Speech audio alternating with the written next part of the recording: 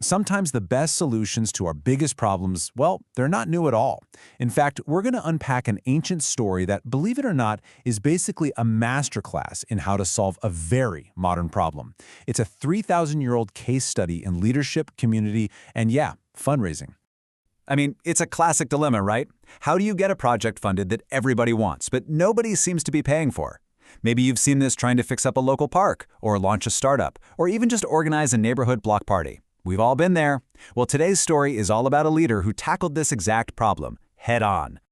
Okay, so first, let's set the scene. We need to go back in time, way back, to ancient Jerusalem. And the heart of the community, this absolutely central landmark, it's in big trouble.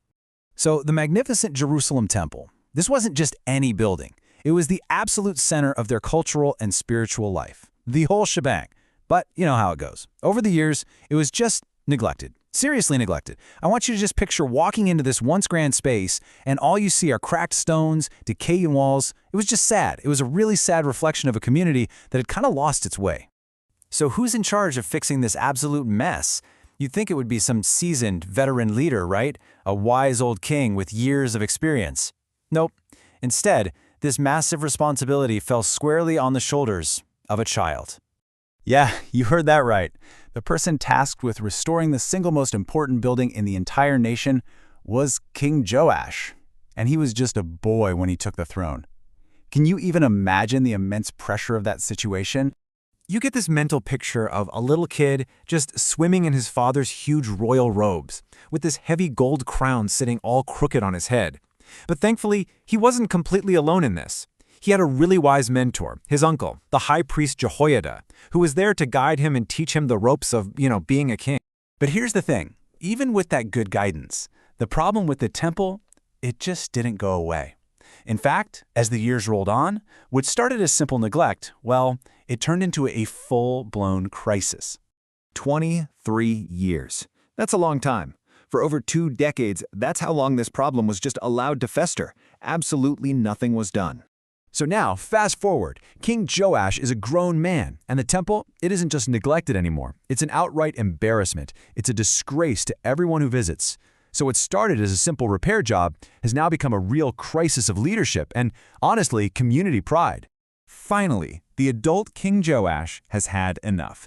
He confronts the priests and he's basically like, "What is going on here? Why aren't you repairing the temple?" And that's when he discovers the real issue. The system itself, this temple tax that the priests were collecting, was totally broken. Money was coming in, but it just wasn't making it to the repairs. The whole system had completely failed. So completely frustrated with the total lack of progress, King Joash has this realization.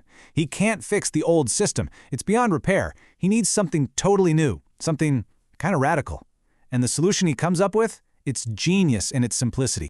All right, so let's just quickly break down why the old way was such a disaster. First off, the priests collected all the money directly. That means there was zero public accountability. None.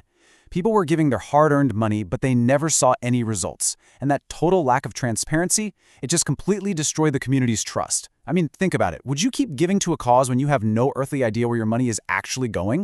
And this is the solution. It's practically the hero of our story.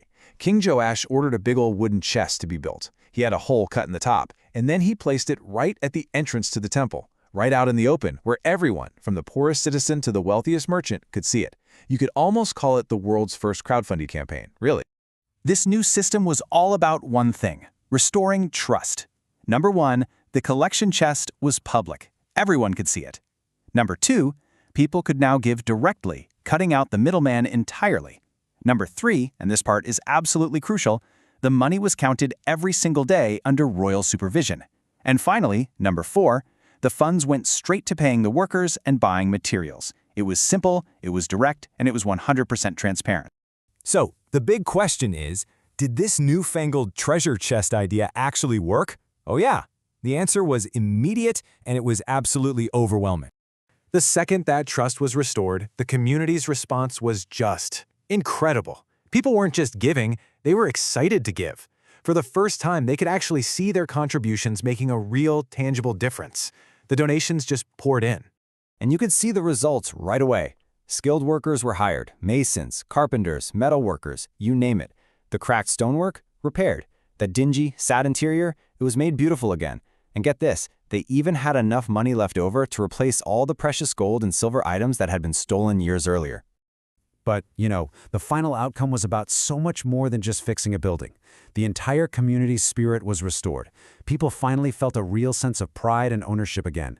They were content and grateful because they knew they had played a direct part in rebuilding something that mattered deeply to every single one of them. And what this all reveals is a truly timeless principle, isn't it? The story of the treasure chest proves that people give generously not when they feel forced to, but when they are genuinely inspired and when they can trust the process. That idea of a cheerful giver, well, that comes from confidence and transparency. Which really leaves us with a final thought to chew on. In our modern world of GoFundMe pages and huge global charities, this 3,000-year-old story feels more relevant than ever. It's a powerful reminder that at the heart of any successful community project, big or small, the most valuable currency isn't actually money, it's trust.